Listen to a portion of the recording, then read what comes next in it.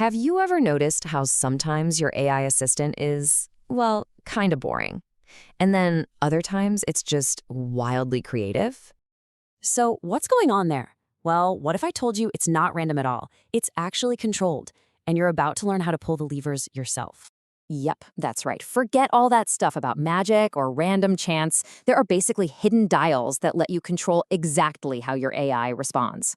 And we're going to break down exactly what those dials are, so you can start getting the precise AI output you want every single time. Think of yourself less as a user just asking questions and more like an architect designing the response. And believe it or not, your whole blueprint really just comes down to mastering two key parameters. That's the secret sauce right there. These settings let you manage that delicate balance between being creative and being predictable. Once you master them, you pretty much master the AI's voice. All right, first up is the one you've probably heard of before, temperature. And the easiest way to think about this is as the AI's randomness dial. So put simply, temperature tells the AI how much risk it should take with its answers. Is it going to play it safe and stick to the obvious stuff? Or is it going to take a bit of a creative leap? Okay, so what does this actually look like in practice? Well, a low temperature, say between 0 and zero point 0.3, gives you super safe, factual, almost robotic answers. This is perfect for technical stuff.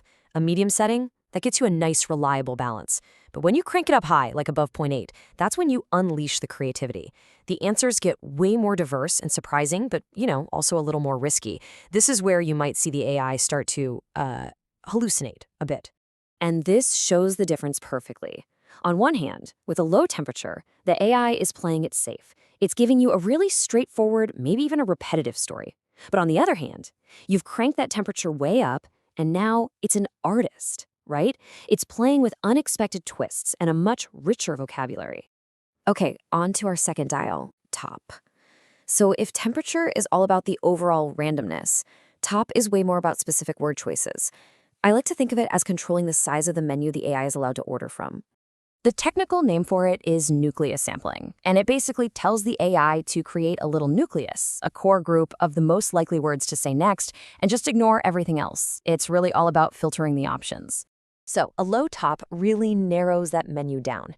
It forces the AI to stick to a tiny list of the most probable next words. And the result? Super predictable text. But a high top, that throws the menu wide open, letting in a whole flood of less common, but still plausible words, which leads to much more diverse and interesting responses. Okay, so we've got temperature for randomness and top P for the word pool. So how do they actually work together? And maybe more importantly, which one should you be using and when? This table lays it out pretty clearly. Temperature is kind of like a blunt instrument. It just adjusts the randomness of the entire output. Top, on the other hand, it's more like a scalpel. It's surgically precise, controlling the diversity of options word by word by setting a probability cutoff. And here's a really great way to remember it. Just imagine you're a writer, okay? Your temperature setting is like your mindset for the day. Are you feeling adventurous and creative, or are you just sticking to the facts? And then, as you write each sentence, your top setting is kind of like your personal thesaurus.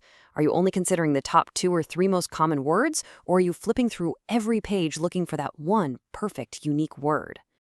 So why does any of this matter? Well, for real-world tasks, it's absolutely critical. Let's say you're asking an AI to write code or answer a factual question. You need accuracy, right? So that means you want a low temperature and a low to medium toppy. But if you're brainstorming a novel, you want originality and surprise. In that case, you crank both of those dials way up to get those amazing, unexpected ideas. Now, this right here might be the most important insight of all.